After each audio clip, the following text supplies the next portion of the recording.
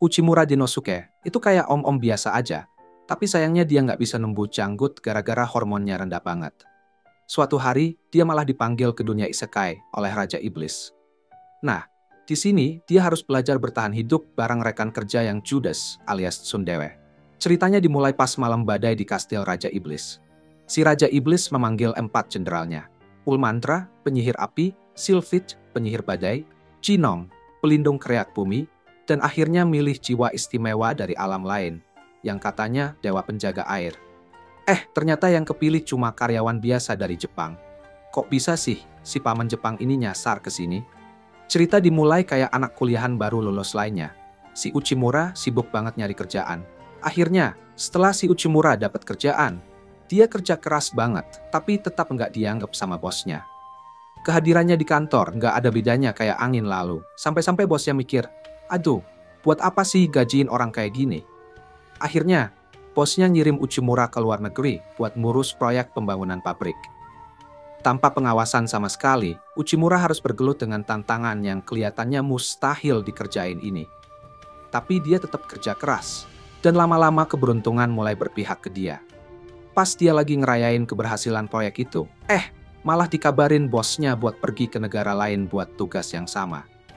Ngerasa bener-bener gak berguna, Uchimura nyerah di tengah jalan. Mikir kenapa sih dia masih kerja terus. Saat dia menghela napas panjang, tiba-tiba motor Kun nabrak tepat di pantatnya, ngirim Uchimura melayang ke dunia isekai ini. Biasanya, kalau orang dipanggil ke dunia fantasi, itu sama Dewi Bersinar atau sekumpulan pendeta suci dari gereja. Mereka dikasih pedang berkilau, dapat pidato penyemangat, terus disuruh selamatin dunia. Tapi beda cerita sama Uchimura. Dia malah langsung berhadapan sama bos terakhir dunia ini, si Raja Iblis sendiri. Dengan aura jahat, Raja Iblis sambut Uchimura dan langsung ke intinya. Dia mau Uchimura jadi salah satu dari 4 jenderal besar di pasukan iblisnya. Dan lebih lucunya lagi, Raja Iblis kasih Uchimura jabatan sebagai pekerja asing internasional. Ini semua bikin Uchimura bingung banget. Dia nggak ngerti, kenapa ada yang mau pilih orang kayak dia. Padahal banyak banget orang yang lebih berguna. Si Raja Iblis selalu kasih tahu kalau dia udah ngelakuin pengecekan latar belakang Uchimura secara detail dan mulai membaca semua informasi Uchimura yang selama ini gak pernah dihargai. Setelah tahu betapa giatnya Uchimura, si Raja Iblis langsung yakin dan manggil dia buat gabung ke pasukannya.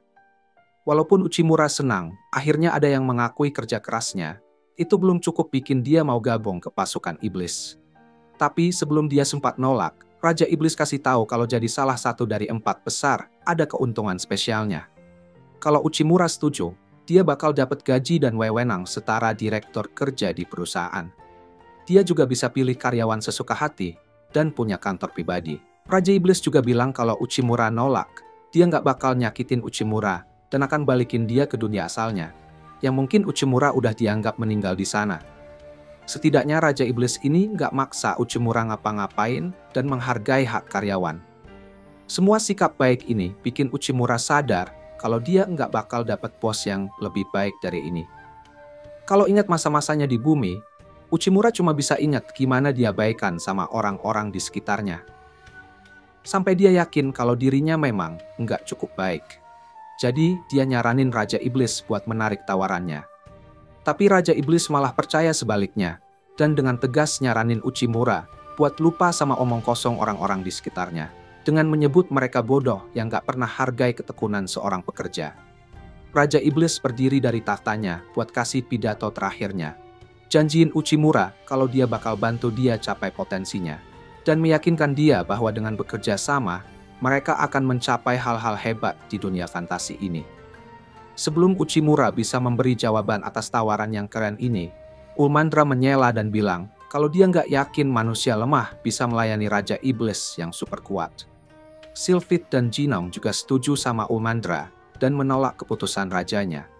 Jadi, untuk membuktikan ketiga bawahannya kalau Uchimura punya kemampuan yang diperlukan, Raja Iblis menyuruh mereka untuk menguji kemampuannya.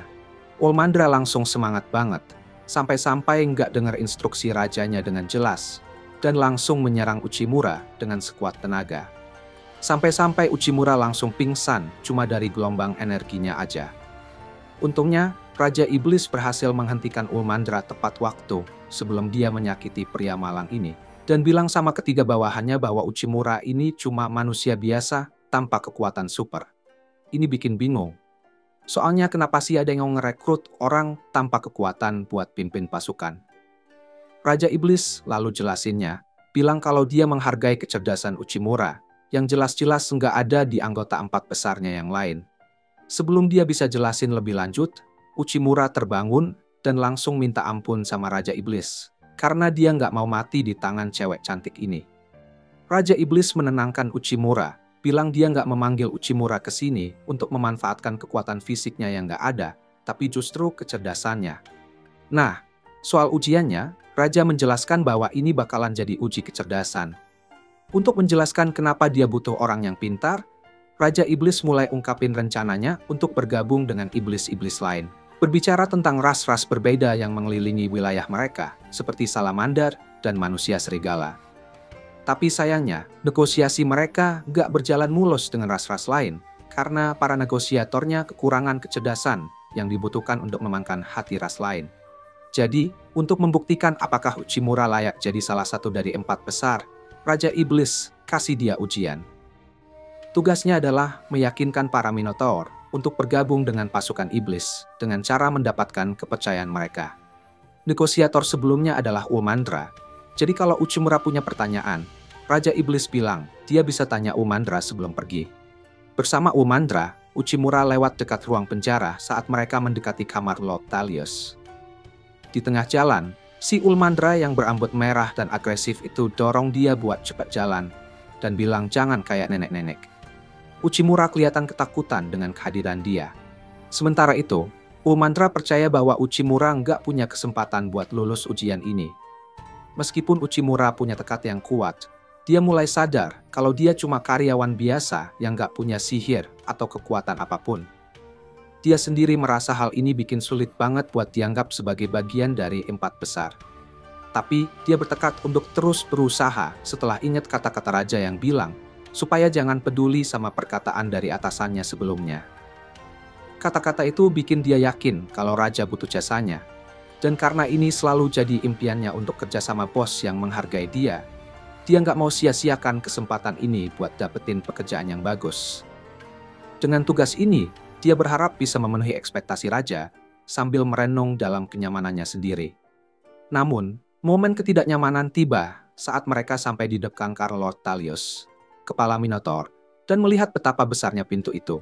Melihat seberapa besar pintu itu bikin Uchimura berkeringat dan ketakutan.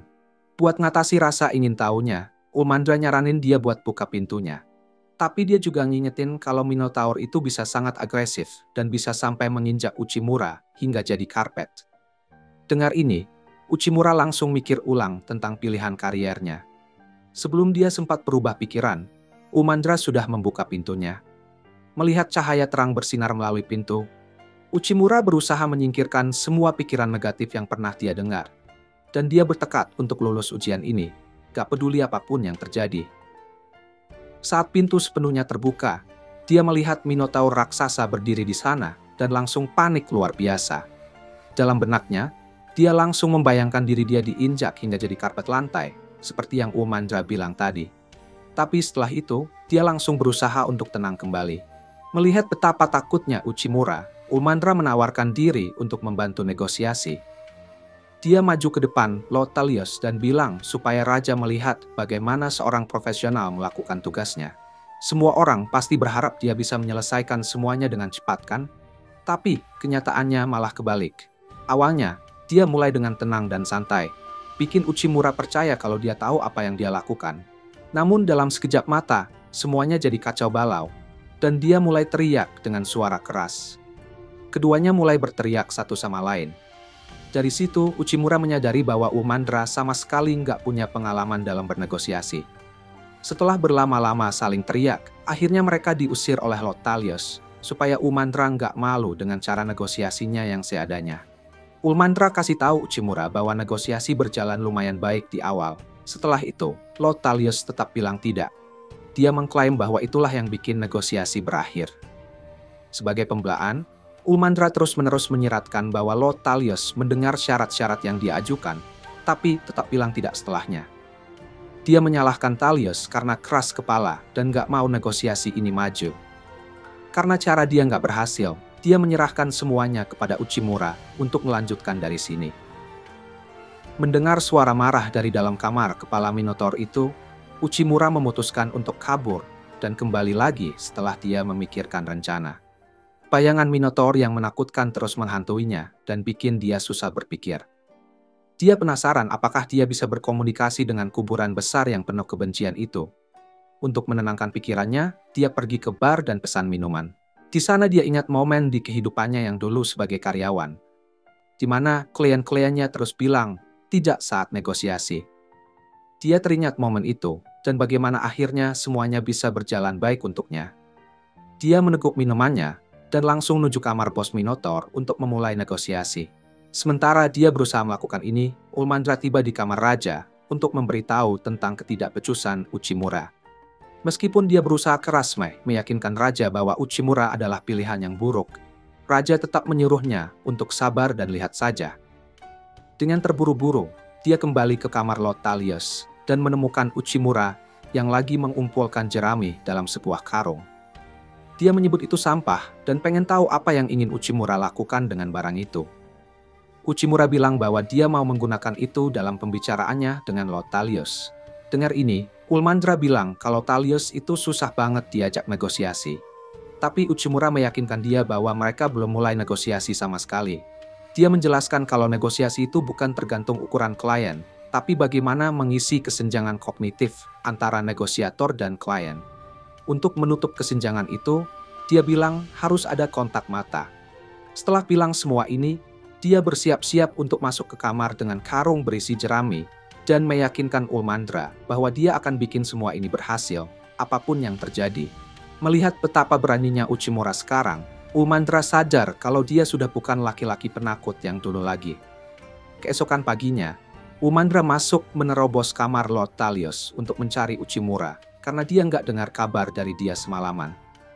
Begitu masuk, dia mendapati jerami berserakan di mana-mana dan mengira kalau negosiasinya gagal total.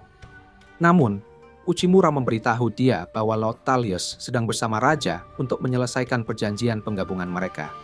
Mendengar ini, Ulmandra langsung kaget banget, nggak percaya kalau Uchimura bisa berhasil ini semua dalam semalam.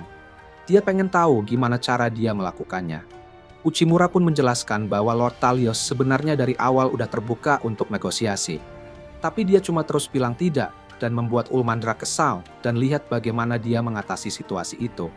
Dan saat itu terjadi, dia selalu pergi, percaya bahwa negosiasi sudah gagal total. Setelah ngobrol sama raja, Lord Thalios mendekati Uchimura dan Ulmandra, minta maaf karena udah bersikap kasar. Dia juga terima kasih sama Uchimura karena udah menangani negosiasi dengan baik dan mengulurkan tangan untuk berjabat tangan. Setelah mencapai pencapaian besar ini, raja mengakui kalau Uchimura sudah lulus dan memberikan dia posisi sebagai salah satu dari 4 besar. Dia kemudian memberikan Uchimura sebuah gelang emas yang menandakan awal tugasnya sebagai pekerja asing kerajaan. Melihat ini, Ulmandra akhirnya menerima Uchimura, meskipun dia tetap menunjukkan keraguannya terhadap kemampuan Uchimura. Tapi karena masih banyak negosiasi yang harus dilakukan, mereka berdua akhirnya berangkat. Raja Iblis senang melihat mereka berdua kini bekerja sama. Dia berharap Uchimura dan Ulmandra bisa membantu membuat pasukannya sekuat yang seharusnya.